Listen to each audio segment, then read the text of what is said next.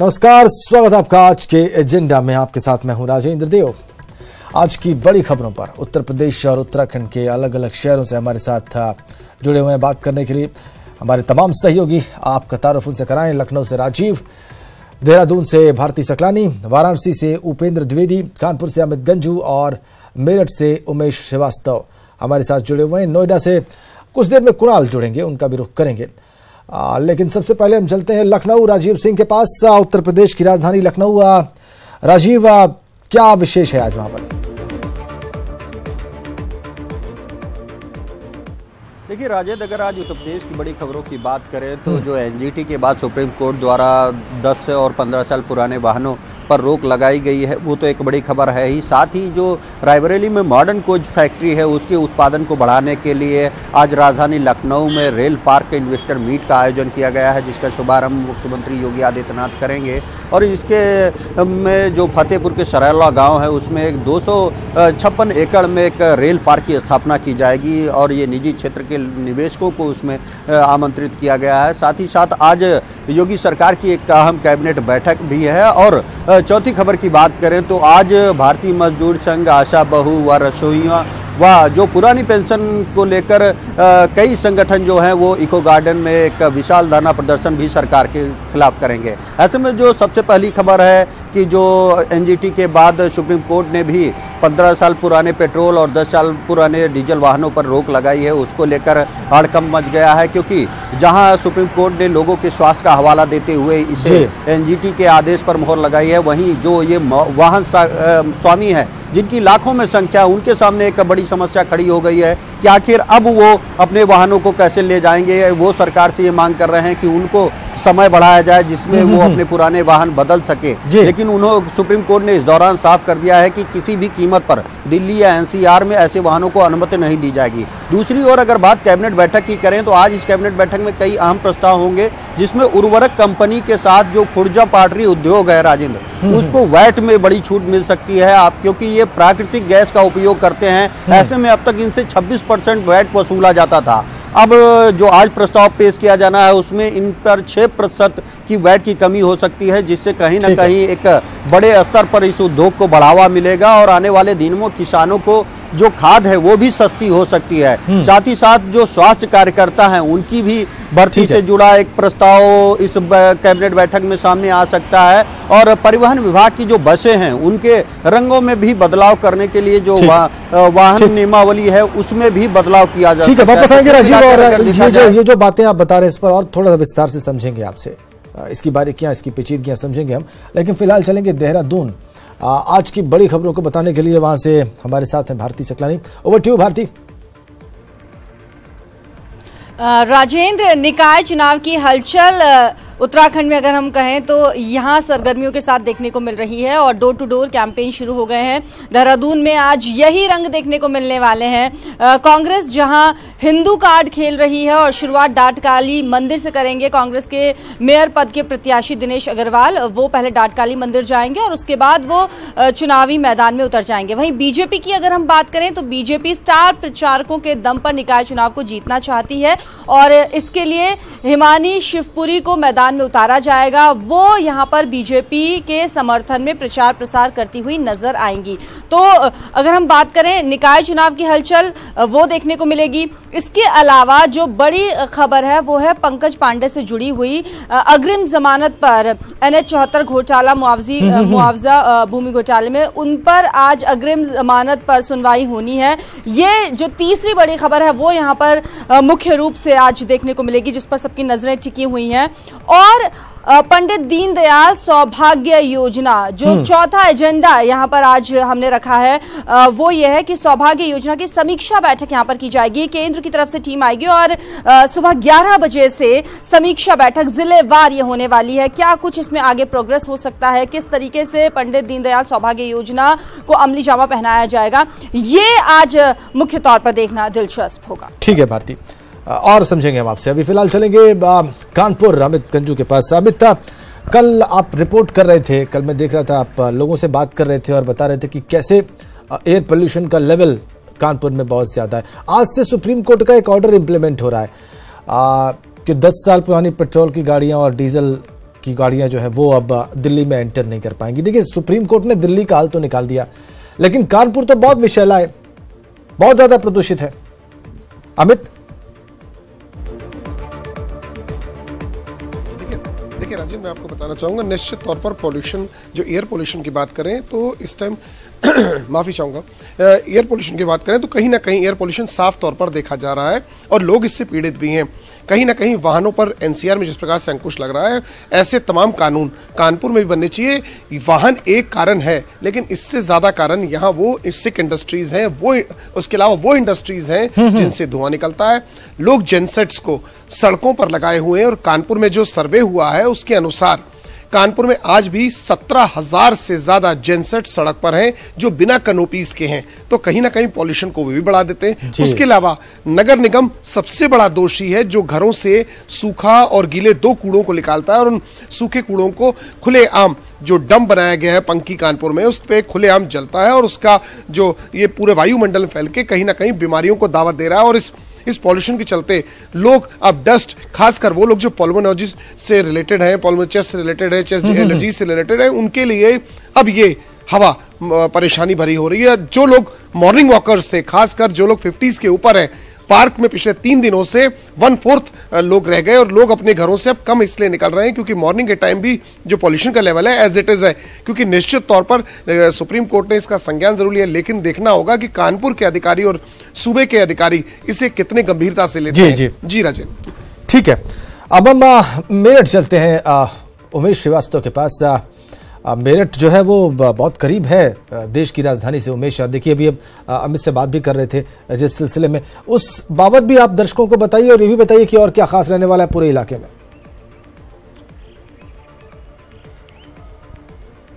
जी हाँ, देखिए आज के एजेंडे में आज की सबसे बड़ी खबर यही रहेगी कि दिल्ली एनसीआर हाँफ रहा है। प्रदूषण से दिल्ली एनसीआर हाँफ रहा है। दिल्ली, मेरठ, गाजियाबाद, नोएडा, बागपत, शामली, मुजफ्फरनगर इस वक्त प्रदूषण से हाँफ रहा है। यहां पर PM 2.5 का लेवल कहीं ज्यादा है, PM 10 का लेवल कहीं ज्यादा है। सुप्रीम कोर्ट ने सख्त आदेश दे दिए हैं कि तत्काल प्रभाव से 15 साल पुराने जो पेट्रोल के वाहन हैं वो जब्त कर लिए जाएं और 10 साल पुराने जो डीजल के वाहन हैं वो भी जब्त कर लिए जाएं। आज हम देखेंगे कि मेरठ में क्या यह कार्रवाई होती है और सुप्रीम कोर्ट के आदेशों का कितना अनुपालन आज यहां पर होता है। मेरठ की अगर बात करें तो न सिर्फ 15 साल पुराने वाहन, 10 साल पुराने वाहन फर्राटे से दौड़ रहे हैं, बल्कि एक जुगाड़ वाहन भी दौड़ रहा है जिसका कोई रजिस्ट्रेशन नहीं होता, जो अलग अलग पुर्जों से मिला करके, अलग अलग गाड़ियों के पुर्जों को मिला करके जुगाड़ तैयार होता है और बेहद काला धुआं छोड़ते हुए सड़कों पर यह फर्राटा भर रहा है। तो सुप्रीम कोर्ट के आदेशों को लेकर के आज मेरठ का एडमिनिस्ट्रेशन कितना सक्रिय रहता है, बागपत का एडमिनिस्ट्रेशन कितना सक्रिय रहता है, नोएडा, गाजियाबाद का एडमिनिस्ट्रेशन कितना सक्रिय रहता है, इस पर हमारी निगाह रहेगी। क्योंकि जिस तरह से लगातार प्रदूषण बढ़ रहा है और सुप्रीम कोर्ट ने सख्त टिप्पणी की है और इसे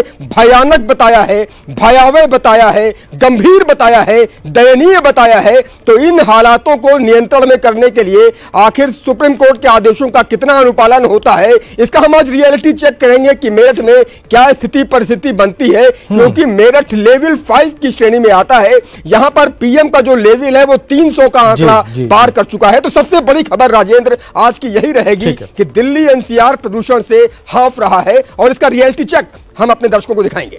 ठीक है राजेंद्र, अब हम चलेंगे वाराणसी उपेंद्र के पास। उपेंद्र, बनारस और पूर्वांचल का हाल बताइए आज का। देखिए, बात चूंकि कानपुर और मेरठ की हवा की हुई तो मैं काशी की हवा को भी शुरुआती तौर पर सबसे पहले बताना चाहूँगा। यहाँ की भी हवा बेहाल है। जिस पावन धरती की हवा को सुकून में सांस लेने के लिए लोग आते हैं, उसका भी जो एयर क्वालिटी इंडेक्स था कल वो 360 था और अभी भी हालात वैसे ही बरकरार हैं। दूसरी बड़ी खबरों की बात करें राजेंद्र, तो आज सबसे पहले मैं बताना चाहूँगा न्यूज़ 18 के दर्शकों को कि न्यूज़ 18 की खबर का एक बार फिर दमदार असर हुआ है। और जो हमारा विशेष कार्यक्रम है आज का एजेंडा, उसमें जो हमने काशी की जाम की जो स्थिति को उठाया था उसका सीएम ने संज्ञान लिया है और साफ तौर पर सीएम ने डेडलाइन तय कर दी है कि अगर आपका जाम काशी का हटवा नहीं सकते हैं तो या तो आप खुद छोड़ दें अपना पद या उनको शासन से हटा दिया जाएगा। तो बड़ा जो है सीएम योगी का जो है एक्शन मूड जाम पर नजर आया है। तो न्यूज़ 18 की खबर का एक दमदार। तो अब देखना यह होगा कि किस तरीके से जाम से अफसर निपटते हैं और जाम सुधरता है। दूसरी जो बड़ी खबर है वो ये कि हर बार त्योहारी सीजन पर जो फूड विभाग होता है वो खाने के सैंपल लेता है, खाद्य पदार्थ के सैंपल लेता है। यूपी के दूसरे जिलों में लिए भी जा रहे हैं ताकि जो लोग हैं उनको दूषित खाने ना खाना पड़े या मिलावटखोरी का शिकार ना होना पड़े। लेकिन पूर्वांचल में जो खाद्य विभाग है, खाद्य औषधि विभाग, वो दफ्तर में सोया हुआ है। और बनारस जहां पर बड़ी संख्या में टूरिस्ट भी आते हैं और खान पान का बड़ा सेंटर है, वहां पर अब तक एक भी सैंपल लिए नहीं गए हैं, जबकि करवा चौथ निकल गया है। त्योहारी सीजन दीपावली ने दस्तक दे दी है। देखना यह होगा कि कब ये अफसर, कब कर्मचारी दफ्तर से निकलते हैं और लोगों को जो मिलावटखोरी है उससे बचाने के लिए सैंपलिंग करते हैं। तीसरी जो बड़ी खबर होगी वो आज ये खबर होगी कि कोलकाता से काशी के लिए देश में गंगा नदी पर पहला कारोबारी पोत आज रवाना होगा। अभी तक ट्रेन से और सड़क मार्ग के जरिए ही कारोबारी जो सामान होता था वही आता था। लेकिन जब 2014 में जब मोदी सरकार आई तो पहली बार प्रधानमंत्री नरेंद्र मोदी ने कहा कि हम नदी को कारोबार के लिहाज से भी देख सकते हैं, नदी को एक तीसरे बड़े वैकल्पिक यातायात के तौर पर देख सकते हैं। और उसके बाद शुरुआत हुई, वाराणसी में बंदरगाह बन गया है। नवंबर में खुद प्रधानमंत्री नरेंद्र मोदी को इसका शुभारंभ करने आना है। उससे पहले आज कोलकाता से करीबन 16 कार्गो लेकर जो पोत है, कार्गो पोत, वो रवाना होगा। तो ये एक अच्छी सुखद खबर है। और बताया जा रहा है कि जो सड़क और ट्रेन का जो मार्ग है उससे करीब आधा किराया होगा, 90 पैसे इसकी प्रति लगाती है। तो ये एक अच्छी खबर है, तो इस पर आज हमारी भी निगाह होगी। ठीक है, आपने विस्तार से बता दिया कि बनारस और पूर्वांचल में क्या आज खास रहने वाला है। और ज्यादा आप सभी से समझेंगे और ज्यादा कुछ खबरों पर हमारे तमाम सहयोगी हमारे साथ जुड़े हुए हैं और उनसे हम समझ रहे हैं आज की बड़ी खबरों के बारे में, उन शहरों से और उस पूरे इलाके से। नोएडा से हमारे सहयोगी कुणाल जुड़ गए हैं। नोएडा पर आज सबकी निगाहें हैं, चूंकि नोएडा का जो एयर क्वालिटी इंडेक्स है वो आज बहुत पुअर है। सुबह सुबह हमने रिपोर्ट किया आपको, और वहां पर ये देखना बहुत दिलचस्प है कि वहां का प्रशासन कार्रवाई कैसे करता है, सुप्रीम कोर्ट के ऑर्डर को इंप्लीमेंट कैसे करता है। कुणाल, ये तो बहुत दिलचस्प है ही, क्या रिपोर्ट्स हैं आपके पास आज दिन में और क्या होने वाला है वहां पर?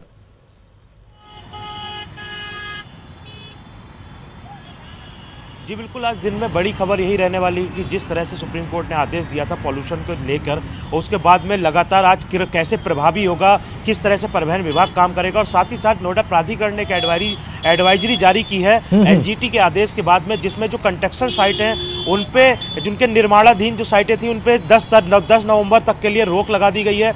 किसी भी तरह के जो डीजल जनरेटर साइट यहाँ पे बड़े बड़े चलते हैं इंडस्ट्रियों में, उनके चलाने पे रोक लगा दी है। तो तमाम ऐसी कोशिश की गई है जिसकी वजह से जो पोल्यूशन है उसे कम किया जा सके, जिससे साथ ही साथ जितना धूल भरे इलाके हैं, जितना रोड के किनारे, वहाँ पे पानी का छिड़काव 10 नवंबर तक लगातार ये चीज़ें जारी रहेंगी, जिससे पोल्यूशन जो है वो कंट्रोल में रह सके। हालांकि अभी एडवाइजरी जारी की गई है, लेकिन जमीनी स्तर पे कितना काम होता है ये आने वाला वक्त ही बताएगा। लेकिन पोल्यूशन को लेके लगातार अधिकारियों की तरफ से अब दावे किए जा रहे हैं। परिवहन विभाग का कहना है कि हम लगातार कार्रवाई करेंगे।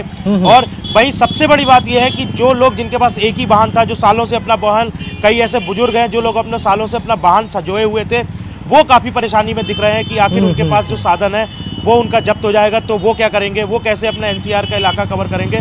तो तमाम सुख दुख के बीच जो पूरा काफ़ी गहमा गहमी रहने वाली है, जिसके लेकर हमारी नज़र लगातार बनी रहेगी कि किस तरह से डीजल और पेट्रोल की गाड़ियां जब्त हो रही हैं, किस तरह से लोगों को परेशानी होगी। जो दिल्ली लोग जाते हैं डेली, उन लोगों को कौन सी परेशानियों से दो चार होना पड़ेगा। और साथ ही साथ आखिर इतने इंतजामात के बाद कितना पोल्यूशन जो है वो कंट्रोल हुआ, ये भी सामने आएगा। बिल्कुल, आप ठीक कह रहे हैं कुणाल। अगर ये एक्सरसाइज जमीन पर उतारी जाती है, गाड़ियां जब्त भी कर ली जाती हैं, पुरानी गाड़ियां नहीं चलती हैं, तो इससे कितना नियंत्रण हो पाएगा ये भी देखना बहुत महत्वपूर्ण है। बिल्कुल ठीक कहा आपने।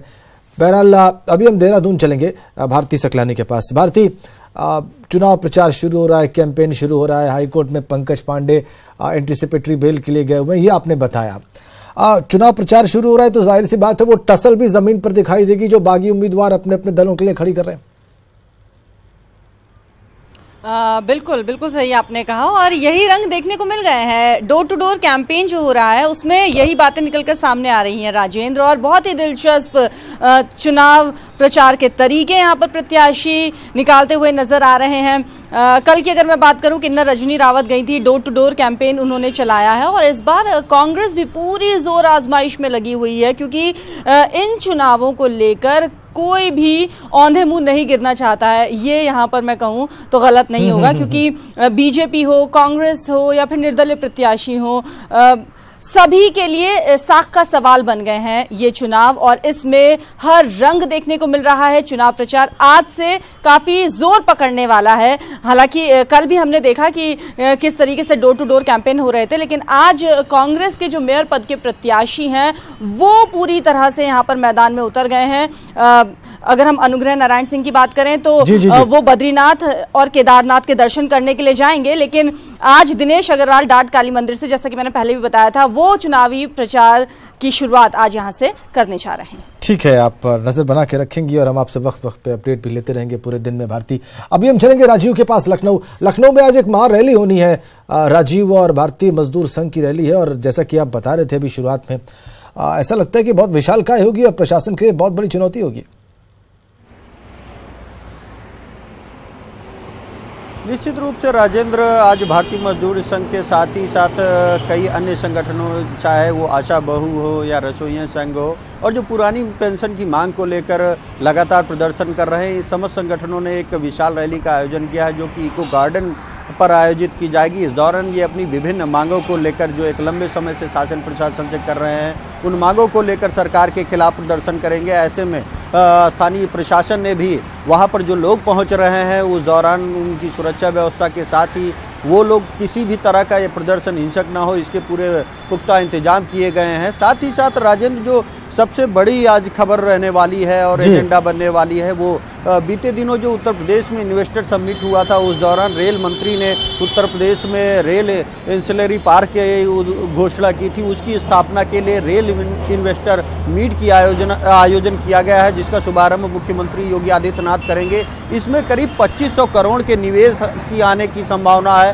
और करीब 20,000 लोगों को रोजगार मिलेगा। ये पार्क जो है ये फतेहपुर के सरेला में स्थापित किया जाएगा। 256 एकड़ में राजेंद्र ये पार्क बनाया जाएगा, जिनमें 216 एकड़ में इसके जो 71 प्लांट्स हैं उनको लगाया जाएगा। 4 जो महत्वपूर्ण विंग है और अन्य जो शेष भूमि है उस पर जो मूलभूत इंफ्रास्ट्रक्चर है उसको डेवलप किया जाएगा। अगर देखा जाए तो करीब ये पहला पार्क होगा जिसमें निजी क्षेत्र के लोग निवेश करेंगे, और अगर आयोजकों की माने तो करीब 150 से अधिक कंपनियों ने इस पार्क में निवेश करने की इच्छा जताई है, जिससे कहीं ना कहीं जो रेलवे की मॉडर्न कोच फैक्ट्री है उसके भी उत्पादन में बढ़ोतरी होगी और ये उत्तर प्रदेश के लिए एक बड़ा मील का पत्थर साबित होगा।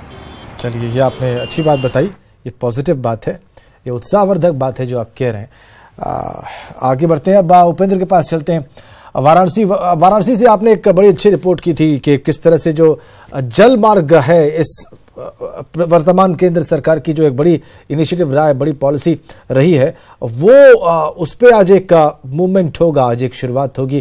क्या बनारस के लोगों को ये बात, आम लोगों को ये बात मालूम है कि एक नया तरीका, चाहे वो कार्गो ट्रांसफर का हो या फिर यातायात को, नया डेवलप हो चुका है जो कि बहुत सस्ता रहने वाला है? उपेंद्र, हाँ बिल्कुल, देखिए प्रधानमंत्री ने जब इसका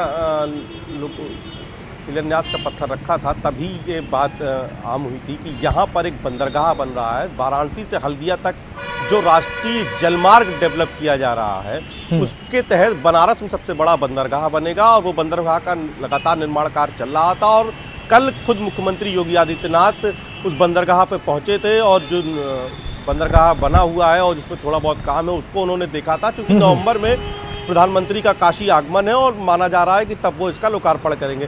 तो ये जानकारी थी, लेकिन आज जब कोलकाता से 16 कार्गो लेकर वो कारोबारी जो कार्गो है वो जहाज वो जब यहाँ आएगा तो उससे एक नए राजमार्ग की शुरुआत होगी और काशी उसका पहला, जिसे कह सकते हैं कि मील का पत्थर होगा, और काशी उसका पहला गवाह होगा। तो कोलकाता से काशी के लिए रवाना आज हो रहा है, खुद मंत्रालय ने इसकी जानकारी दी है।